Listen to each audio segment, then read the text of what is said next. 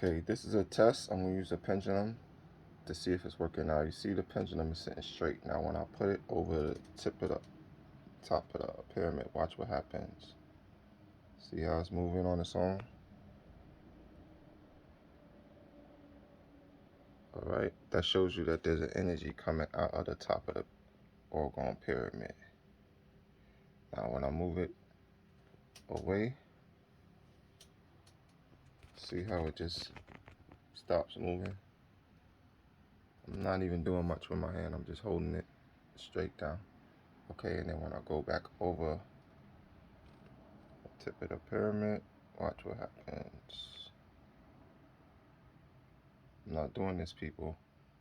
This is showing you there's an energy coming out of the Orgone. Proof that it works. There you go for all the doubters. You know, hopefully that'll help you make you a believer to know that power comes out of pyramids. Alright. See? Move it away, it immediately stops. There you go. Alright.